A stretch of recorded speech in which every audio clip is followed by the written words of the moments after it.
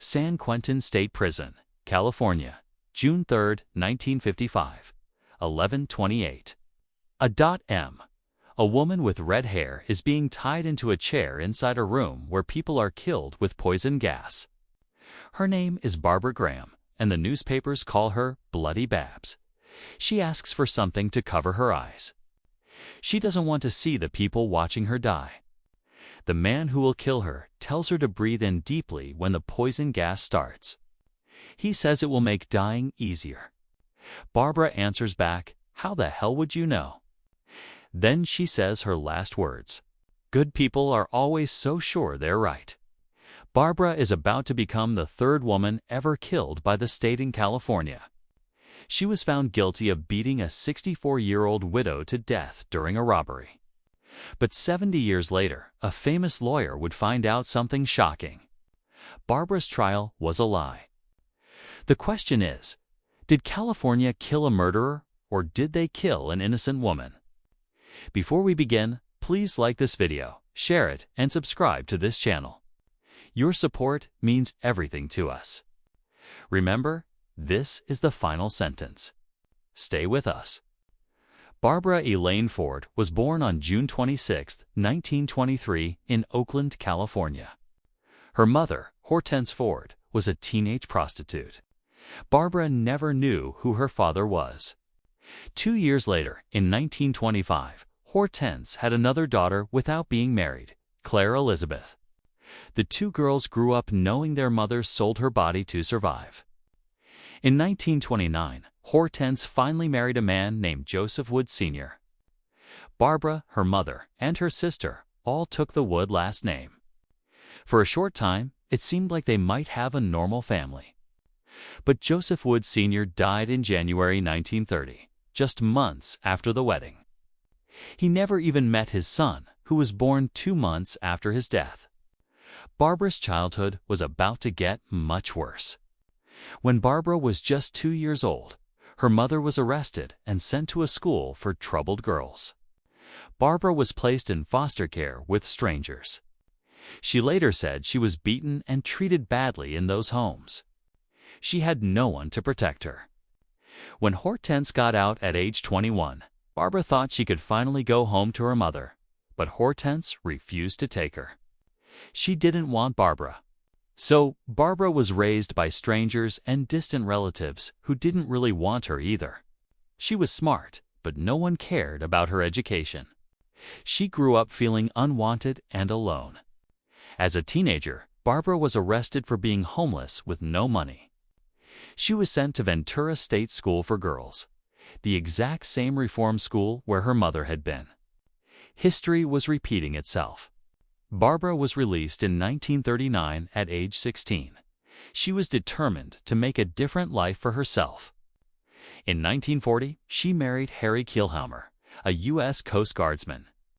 She even enrolled in business college, trying to build a good future.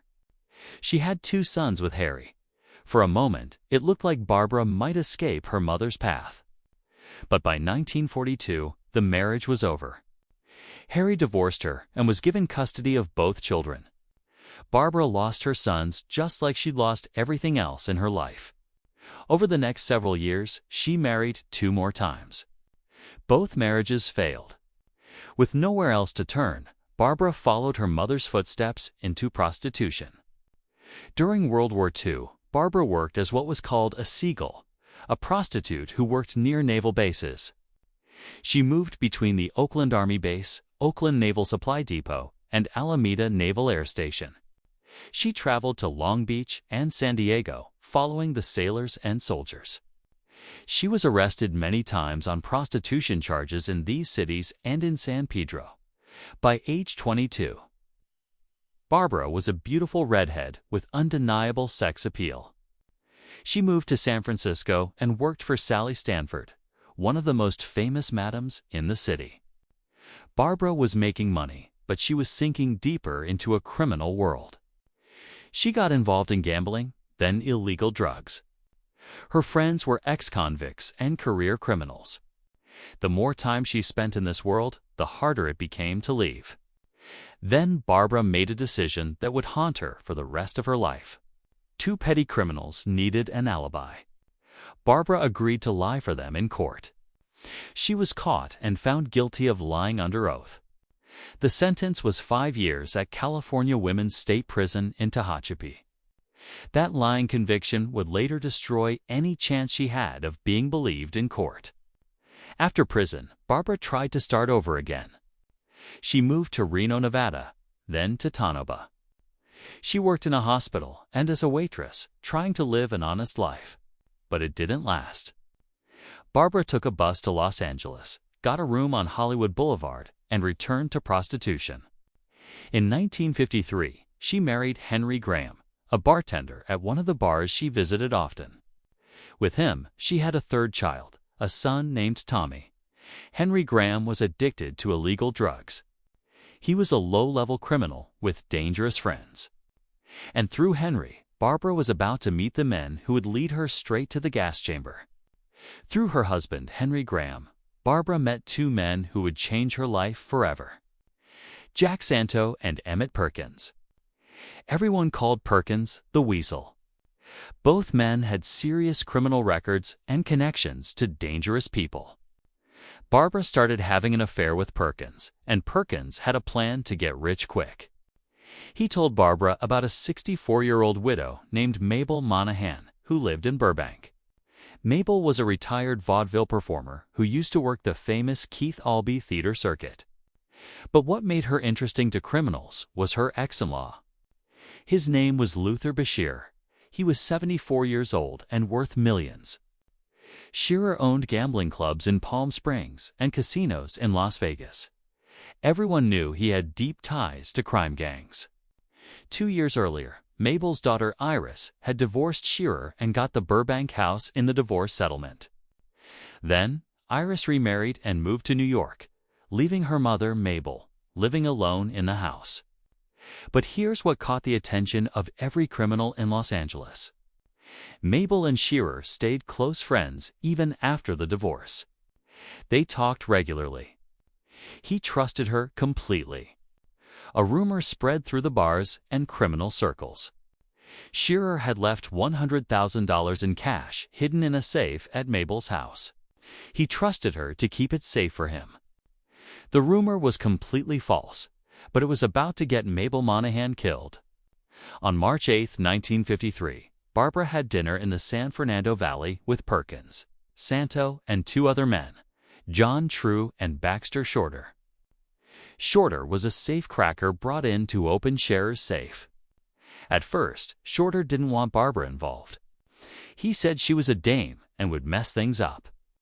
But Perkins convinced him that Barbara was necessary. An elderly widow would never open her door late at night for strange men, but she might open it for a woman in trouble. Barbara would be the bait. The next night, March 9, 1953, Barbara knocked on Mabel Monahan's door. She told Mabel she was having car trouble and needed to use the phone. Mabel, being a kind woman, opened the door to help. The moment the door opened, Perkins, Santo, and True rushed in behind Barbara. Shorter arrived a few minutes later. What happened next depends on who you believe. According to Baxter Shorter, when he entered the house, Mabel was already bleeding and had a gag in her mouth.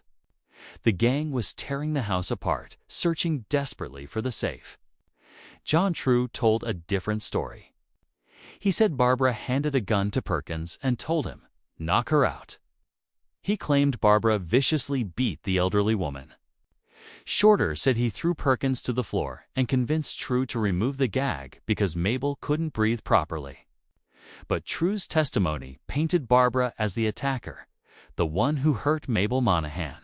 What everyone agreed on was this: Mabel was tied up, beaten, and had a cloth wrapped around her neck. She suffocated while the gang searched her home. When they left, Santo thought she was dead. The robbery was a complete failure. There was no safe. There was no $100,000. It had all been a rumor. Ironically, there were $15,000 worth of jewels in a purse in the closet, but they never found it. They left with nothing. According to Shorter, after the others left, he called for help from a payphone, but he gave the operator the wrong address. 2 days later, Mabel's gardener found her body. Mabel's daughter, Iris, was heartbroken. She offered a $5,000 reward for information leading to her mother's killer. On March 26, 1953, police arrested and questioned 5 men. 3 of them were friends of the famous LA gangster Mickey Cohen. They also arrested Baxter Shorter. All of the men knew Mabel through her connection to Shearer, but police had to release everyone because of lack of evidence. That's when Baxter Shorter made a decision that would cost him his life. Shorter was terrified of the gas chamber. He volunteered to become a witness for the state and told police everything: the planning, the robbery, the murder. He said he saw Perkins hit Mabel with the gun. But Shorter's statement was leaked. Word got back to Perkins and Santo that Shorter had talked to the police. Shortly after his release from custody, Baxter Shorter was kidnapped. Perkins and Santo murdered him. The informant was silenced forever. When police heard about Shorter's disappearance and probable death, another man came forward. William Upshaw was a convicted felon who'd been in the car with the group the night before the murder. He testified that they'd watched Mabel's home and planned the robbery. Upshaw said he'd decided not to participate because he was afraid of payback from Shearer. But the prosecution needed someone who was actually inside the house. Someone who could testify about what Barbara did. That's when John True made a deal. In exchange for complete immunity from prosecution, he agreed to become a state witness. He would testify against Barbara, Perkins, and Santo. John True would walk free. Barbara would fight for her life. And Barbara kept saying the same thing over and over. "I'm innocent. I didn't do this." But no one was listening. The newspapers couldn't get enough of Barbara Graham. They nicknamed her Bloody Babs, a name that showed the public's disgust. A beautiful 30-year-old redhead accused of beating an elderly widow to death. It was the perfect story. The press painted Barbara as a monster who used her looks and sexuality to manipulate men into murder. On August 18, 1953, Barbara Graham, Jack Santo, and Emmett Perkins went on trial for the murder of Mabel Monahan. The prosecution was led by District Attorney J. Miller Levy, and he was determined to win. The key to the entire case was John True. He was the only person willing to testify about what actually happened. Inside Mabel's house that night, Baxter Shorter was dead. The others weren't talking. True took the stand and told the jury that Barbara had handed a gun to Perkins and said, "Knock her out." He claimed Barbara had viciously beaten Mabel Monahan. He portrayed Barbara as the attacker, the one who hurt the helpless elderly woman. Barbara had no alibi, and her criminal history made everything worse. Prostitution, bad checks, and that lying under oath conviction from years earlier. The jury was already likely not to believe her. But then Barbara made everything infinitely worse. While sitting in jail waiting for trial, Barbara was desperate. She knew the evidence looked bad. She knew her past made her an easy target. She needed help. That's when a fellow inmate named Donna Prow befriended her. The two women grew close. So close that they developed a romantic relationship in jail. Prow told Barbara she could help. She said she knew someone who could provide a false alibi for the night of the murder. It would cost $25,000, but it would save Barbara's life. Barbara agreed. She was desperate. What Barbara didn't know was that Donna Prow was working for the police and prosecution the whole time. The friend who would provide the alibi was an undercover cop named Sam Sirianni. Barbara met with him to plan out the alibi story, but Sirianni insisted that Barbara first admit to him that she'd actually been at Mabel's house that night. Barbara, thinking she was talking to someone who would help her, admitted on tape that she'd been at the crime scene. He was recording everything. At trial, Sirianni took the stand and testified about the fake alibi plan. Then he played the recording of Barbara admitting she was at Mabel Monahan's house. Combined with her prior lying under oath conviction, this destroyed Barbara's believability completely. The jury now believed she was a liar, willing to do anything to escape justice. When the prosecutor questioned her about why she'd tried to buy a false alibi, Barbara said, "Oh, have you ever been desperate? Do you know what it means not to know what to do?" But the damage was done. What Barbara didn't know, what her lawyers didn't know, was that the prosecution was hiding important evidence. John True had given an original statement to police right after he agreed to cooperate. That statement was different from his trial testimony in important ways. Even in 1953, prosecutors were supposed to turn over witness statements to the defense, but they never did. Barbara's lawyers had no way to challenge True's believability because they didn't know he'd changed his story. Then there was Donna Prow. The defense wanted to call her as a witness. They wanted to show the jury how the police had used Prow to trick Barbara into the fake alibi trap. They wanted to prove that Barbara had been pressured and set up. But as soon as Sirianni finished testifying, police removed Donna Prow from jail. She disappeared. The defense lawyers asked the prosecution where Prow was. The prosecution claimed they didn't know. Barbara's court-appointed lawyers had no investigators and no money to search for her. Hiding a witness is one of the worst things a prosecutor can do. But that's exactly what happened. In September 1953, the jury found Barbara Graham, Jack Santo, and Emmett Perkins guilty of first-degree murder. All three were sentenced to death. The informant who had set up Barbara, Donna Prow, had her sentence reduced to time served. She was immediately released and walked free. Why did the prosecution go so hard after Barbara? Why hide evidence and witnesses? Because getting the death penalty for a beautiful woman was a big career win. It was a mark in the prosecutor's record. Barbara was an unexpected death penalty candidate, and convicting her would make headlines. The prosecution's job is to present a strong case and convict the guilty. But it's not their job to hide witnesses and evidence just to get a conviction. Yet, that's exactly what they did. And now Barbara Graham was going to die for it. After the trial, Barbara was sent to death row at the California Institution for Women in Chino. She was the only woman in California waiting to be executed.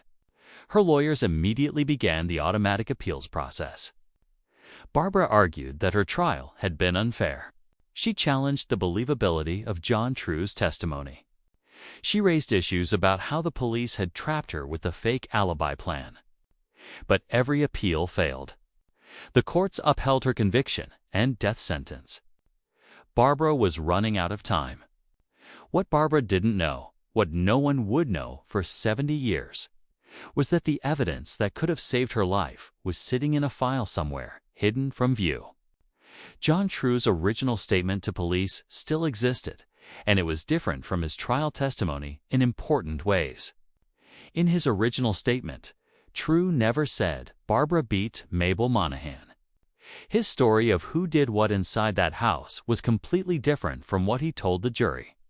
True had been lying from the start, and the reason was simple. In the beginning, only he and Barbara were inside the house with Mabel when the violence started. Perkins, Santo, and Shorter came in later. If Barbara didn't beat Mabel, then John True did. True wouldn't get his immunity deal if he admitted he was the one who hurt the elderly woman. So, he blamed Barbara instead. He made her the monster, and the prosecution let him do it because it made their case stronger. The Donna Prow setup was just as corrupt.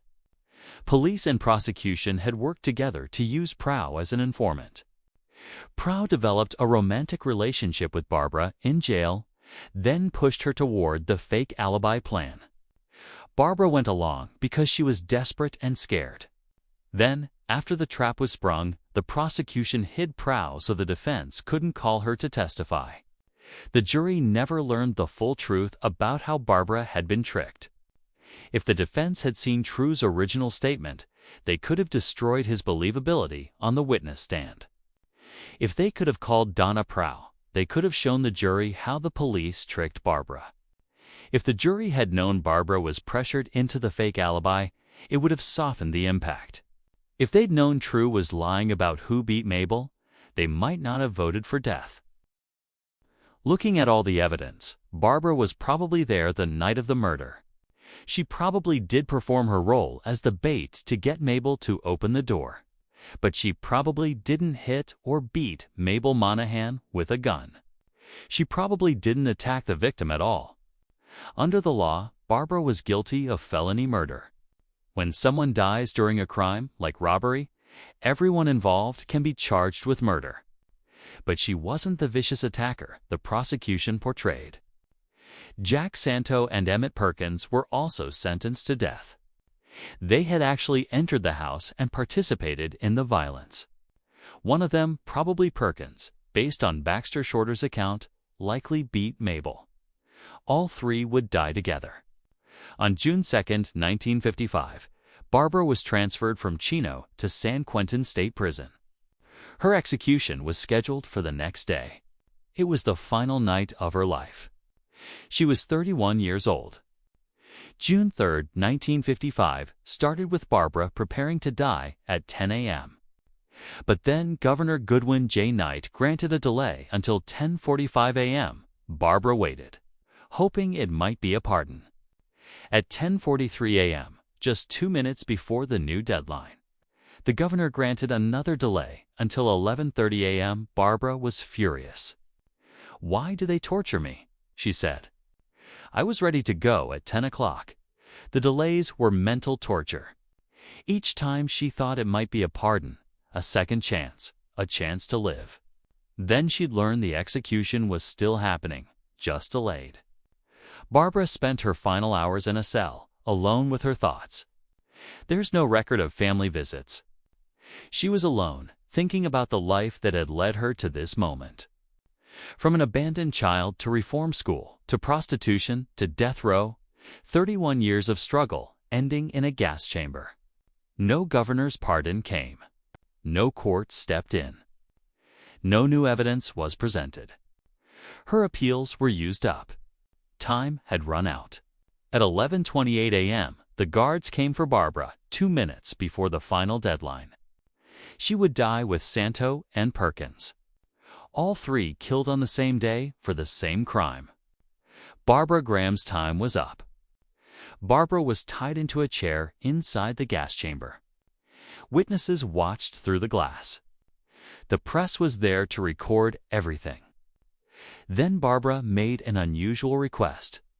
She asked for a blindfold. She didn't want to see the faces of the observers watching her die. She wanted to face death without seeing their judgment. Before the poison pellets dropped, Barbara spoke her final statement. Good people are always so sure they're right. It was a powerful observation about judgment and certainty, about the people who had condemned her, about society's confidence in her guilt. Words that would be remembered for decades. The executioner tried to be helpful. He told Barbara to take a deep breath after the poison pellets dropped into the acid below her chair. He said it would make her death easier, faster, less painful. Barbara's response was sharp and defiant. "How the hell would you know?" Even at the very end, she was challenging the system that was killing her, questioning the people who claimed to know what dying would be like. Then the poison pellets dropped into the acid solution below the chair. Deadly gas rose up around Barbara. She wore the blindfold, so she couldn't see anything, but the witnesses watched her die. A gas chamber execution is slow and painful. It takes several minutes. The victim suffocates as the poison prevents their cells from using oxygen. It's not quick. It's not painless.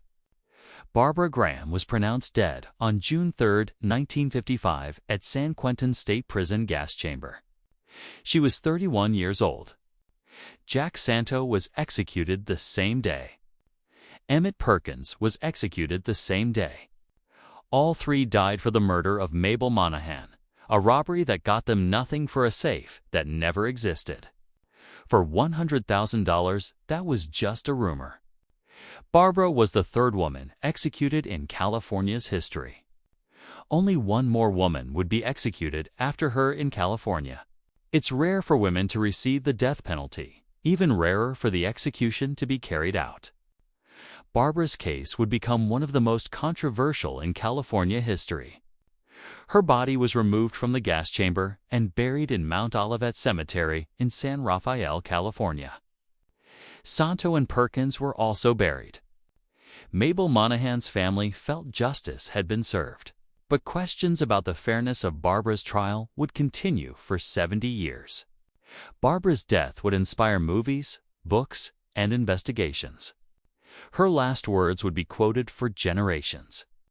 The beautiful redhead the newspapers called Bloody Babs became a symbol either of justice served or injustice done. The debate would continue long after her death. Was Barbara Graham a cold-blooded killer who deserved to die, or was she a desperate woman who never had a fair chance?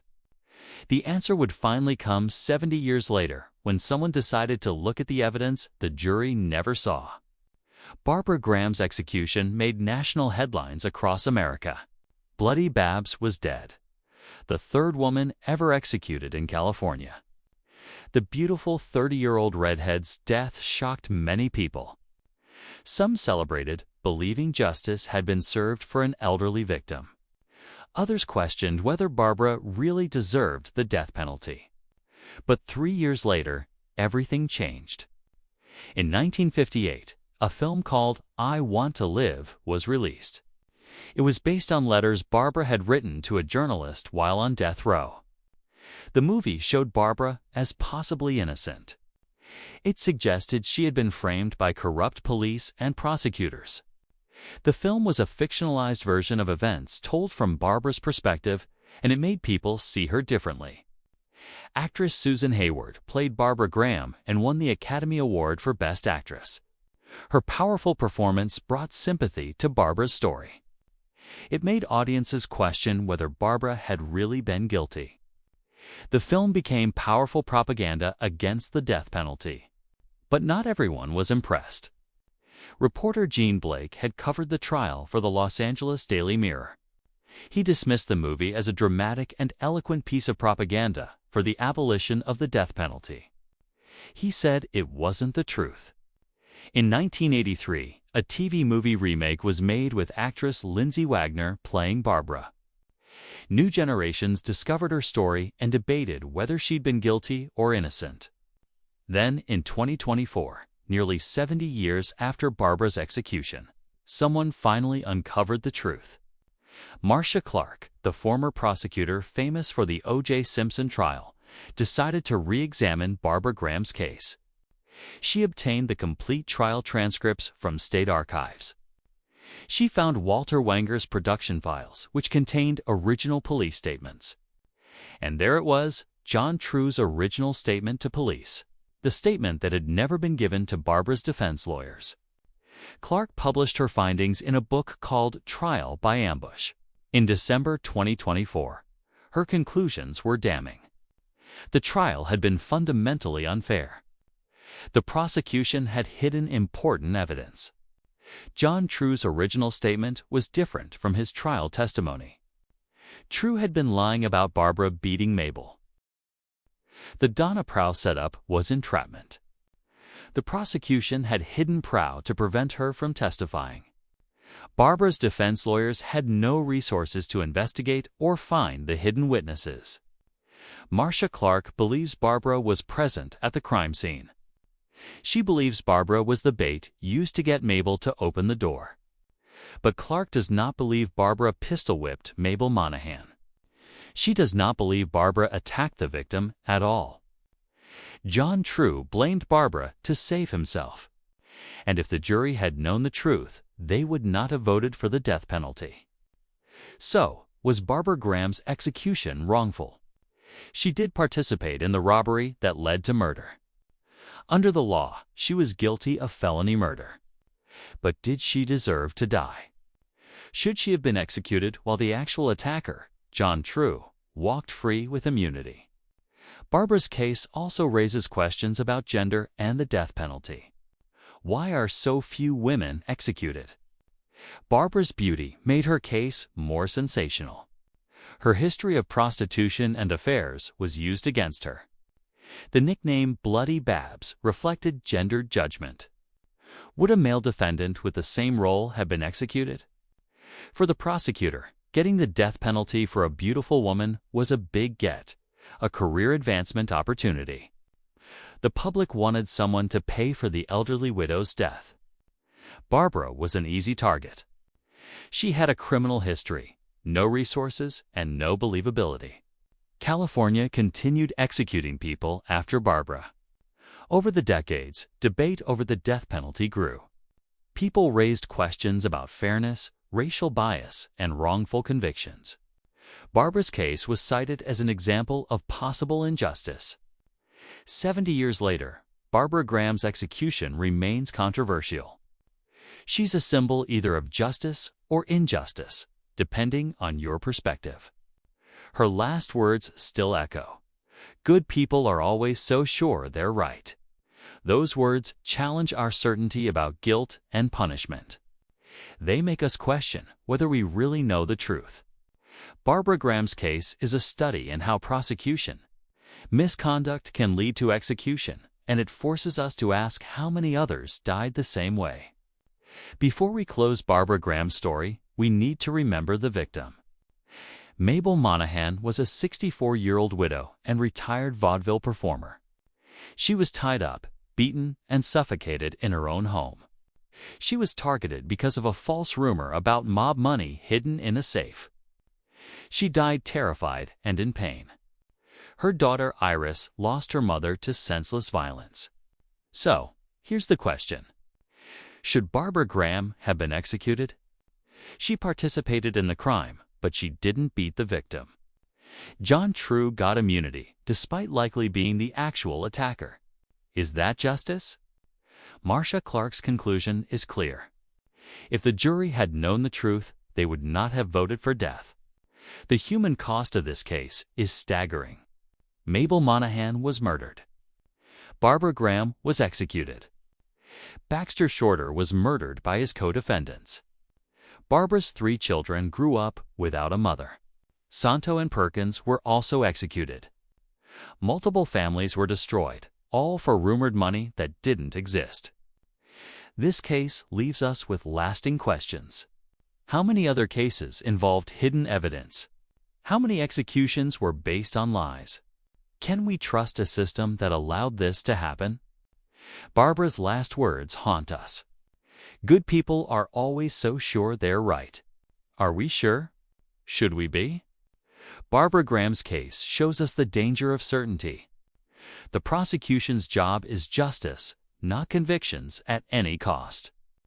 Hiding evidence and hiding witnesses destroys the integrity of the entire system. Whether or not Barbara deserved the death penalty, she deserved a fair trial. She didn't get one. 70 years later, we're still dealing with what that means. Her story reminds us that justice requires fairness, transparency, and truth. Without those things, we're not executing the guilty. We're just killing people. And that should terrify us all. If this story opened your eyes, hit that like button and share it with others. Subscribe so you never miss another case that changed history.